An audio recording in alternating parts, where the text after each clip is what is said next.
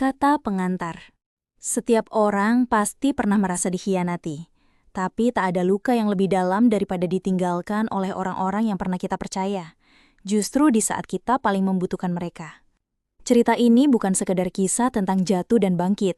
Ini adalah perjalanan batin seseorang yang kehilangan segalanya, harta, cinta, kepercayaan, dan harus belajar berjalan sendiri di tengah reruntuhan hidupnya.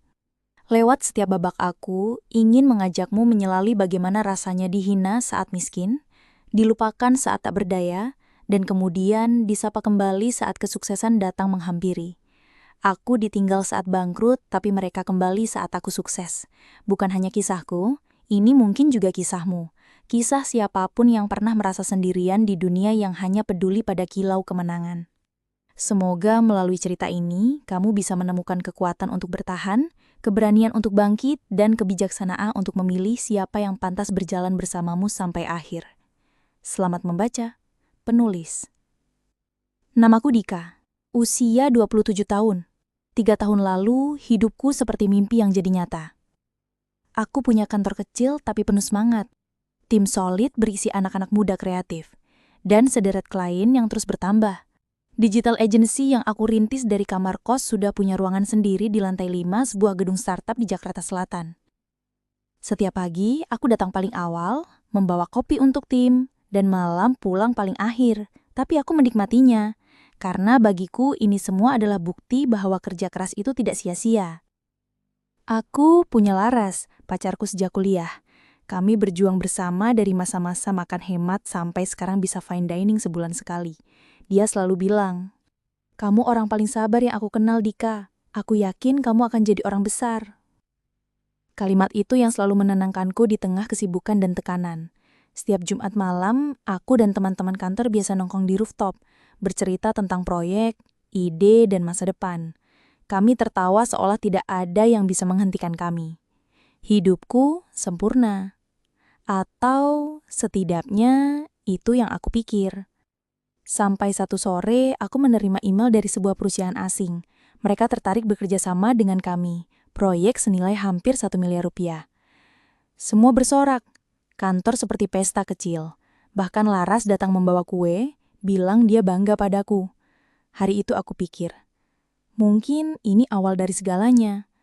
Tapi ternyata, justru itu awal dari akhir yang tak pernah aku duga. 2 minggu setelah penandatanganan kontrak besar itu, segalanya berubah. Partner bisnis yang kutunjuk sebagai penanggung jawab proyek, Reza, teman kuliahku sendiri, tiba-tiba menghilang. Awalnya kupikir dia hanya butuh rahat. Tapi hari berganti hari, telepon tak diangkat, pesan tak dibalas, dan kantor cabang yang dia kelola kosong. Lalu datanglah email dari klien luar negeri itu. Isinya singkat, tapi menghantam seperti palu godam. Kami menemukan banyak kejanggalan dalam proses awal. Proyek ini kami batalkan, dan kami akan menempuh jalur hukum jika dana tidak dikembalikan. Aku kaget, panik, gemetar. Uang muka proyek yang seharusnya digunakan untuk operasional awal, semuanya sudah ditransfer ke rekening Reza. Dan sekarang, uang itu ikut lenyap bersamanya. Aku menghabiskan malam-malam menulis email permintaan maaf, menjawab pertanyaan karyawan, dan menghadapi tekanan dari para investor yang merasa dikhianati. Satu persatu, klien mulai mundur. Kepercayaan runtuh seperti kartu domino. Aku mencoba bertahan, tapi tagihan tak bisa diajak kompromi. Akhir bulan, aku tak mampu membayar gaji penuh untuk tim. Sebagian dari mereka mundur dengan berat hati, sebagian lagi pergi tanpa pamit. Laras masih bertahan. Dia bilang, "Aku di sini bukan karena uangmu." Tapi aku tahu wajahnya mulai berubah. Senyumnya tak selebar dulu, matanya sering kosong saat menatapku. Sampai suatu hari, dia mengajakku bertemu di sebuah kafe. Tangannya gemetar saat memegang cangkir. Kalimatnya pendek. "Dika, aku capek. Aku butuh waktu untuk sendiri. Maaf." Tanpa pelukan, tanpa air mata. Dia pergi begitu saja. Dan malam itu, aku sendiri di kontrakan kecil yang bocor atapnya. Duduk di lantai dingin dengan mie instan sisa semalam. Handphoneku hening, tak ada satupun pesan masuk. Dulu hidupku terasa terlalu sempurna. Sekarang rasanya, aku bahkan tak yakin bisa bangun esok pagi. Tapi pagi tetap datang meski aku berharap malamnya tak pernah selesai. Aku membuka mata dengan rasa hampa. Tidak ada alarm, tidak ada pesan, tidak ada jadwal. Hanya suara hujan menetes dari atap kontrakan yang bocor. Di lantai kamar aku menatap kalender. Tanggalnya sama seperti saat Laras pergi. Sejak hari itu, waktu rasanya berhenti berjalan. Aku sempat ingin menyerah. Tapi entah kenapa pagi itu aku ambil buku catatan Pua yang dulu kupakai saat mulai bisnis pertamaku. Di halaman pertama, aku tulis dengan tangan gemetar. Kalau aku bisa membangun sesuatu sekali, aku juga bisa bangun lagi, meski sendiri. Hari itu aku keluar rumah untuk mencari pekerjaan, tapi bukan melamar ke kantor. Aku jual jasa desain ke toko-toko kecil di pinggir jalan. Nawarin lewat brosur yang aku print sendiri di warnet. Ditolak, ditertawakan, dibilang terlalu mahal, terlalu aneh, terlalu kecil untuk dipercaya. Tapi aku terus jalan, karena tak ada pilihan lain selain maju atau diam dan tenggelam. Malamnya aku mulai ngojek online. Badanku lelah, tapi aku bisa makan tanpa berhutang. Lusa aku bantu seorang ibu jualan keripik di pasar. Aku tawarkan bantu bikin logo dan kemasan. Gratis. Dia terharu, dan seminggu kemudian dia bawa temannya, warung sembako. Lalu datang lagi pemilik warung kopi kecil. Perlahan, satu demi satu klien kecil datang. Tak ada yang besar, tak ada yang mewah, tapi semuanya nyata, dan mereka percaya padaku. Malam itu aku kembali menulis di buku catatan. Jangan hitung siapa yang pergi. Fokus pada siapa yang masih tinggal, meski cuma satu. Aku tahu jalanku masih jauh. Sampai arah itu tiba-tiba menghilang lagi. Usaha kecilku mulai tumbuh perlahan, klien bertambah meski skalanya masih mikro.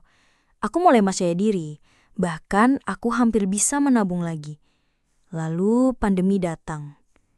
Dalam semalam semua berubah. Warung tutup, pasar sepi, UMKM yang jadi tumpuanku satu persatu berhenti pesan. HP-ku kembali sepi, penghasilan nyaris nol, stok barang tak laku, proyek berhenti, biaya kontrakan kembali jadi beban. Aku mulai menjual barang-barang sisa, kamera bekas, laptop lama, bahkan kursi kerja yang dulu kubanggakan. Tapi tetap tak cukup. Motor tua yang kupakai ngojek, satu-satunya harta terakhir, mulai rusak. Dan aku tahu, kalau aku tak segera putuskan sesuatu, aku akan kembali ke titik terendah. Malam itu, aku duduk lama di bawah lampu tembram kontrakan. Ku dengar suara azan dari masjid kecil di ujung gang, tapi aku tak beranjak. Pikiranku hanya satu, berhenti atau bertaruh semuanya sekali lagi. Aku bisa cari kerja tetap, gaji pas-pasan, hidup sederhana, aman, tapi stagnan. Atau aku bisa jual motorku dan pakai uangnya untuk bangun satu peluang terakhir. Bukan ide besar, bukan startup keren. Hanya konsep kecil, jasa branding digital untuk UMKM. Satu halaman sederhana, satu mimpi yang hampir padam. Tapi itu semua butuh modal, dan motorku adalah satu-satunya yang bisa kujual. Tanganku gemeter saat menuliskan iklan penjualannya di grup Facebook. Tapi aku tahu, kalau aku mundur sekarang, semua luka kemarin cuma jadi cerita gagal. Besok pagi, orang yang mau beli motorku akan datang. Dan malam itu, aku tidur tanpa selimut. Tapi untuk pertama kalinya dalam hidupku, aku tidur dengan keputusan. Pagi-pagi sekali, aku lap motorku untuk terakhir kalinya. Setiap goresan di bodinya seperti kenangan. Dari antar Laras saat masih kuliah, sampai ngojek diam-diam agar bisa makan. Seorang pria muda datang, membawa uang tunai yang sudah disepakati. Tanganku gemetar saat menerima uangnya. Tapi aku menunduk dan tersenyum.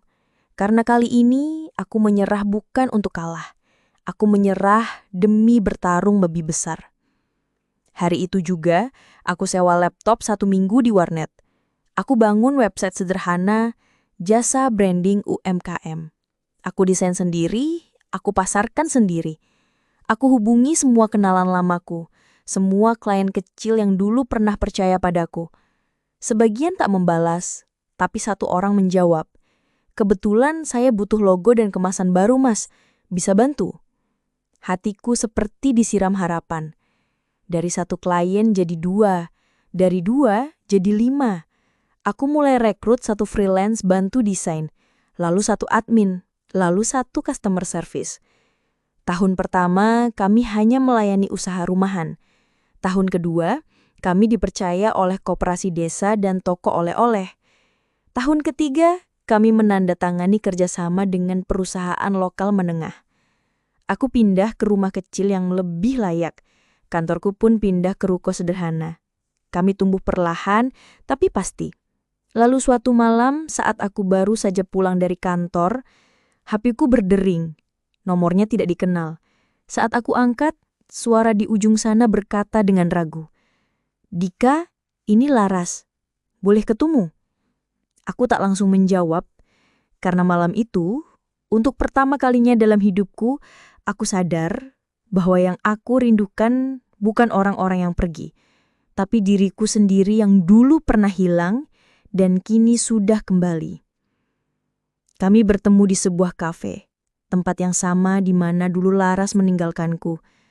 Laras datang dengan penampilan sederhana, tak ada bedak tebal, tak ada senyum palsu, hanya mata yang tak sanggup menatapku lama. "Aku dengar kamu sukses sekarang, Dika." Aku hanya tersenyum kecil. Aku tahu maksudnya lebih dari itu, tapi aku tak bertanya. Aku tak ingin jawaban, karena malam itu bukan tentang menuntut masa lalu, tapi menyelesaikannya. Kami berbicara sebentar tentang kabar, tentang hidup, tentang apa-apa yang tak lagi bisa kembali seperti dulu. "Maaf ya, dulu aku pergi di saat kamu paling butuh." Aku diam sejenak, lalu berkata pelan, "Kalau kamu gak pergi, mungkin aku gak akan pernah belajar berdiri sendiri." Tak ada dendam, hanya kenyataan. Aku tak ingin kembali ke masa itu, dan aku tahu dia pun tidak ingin.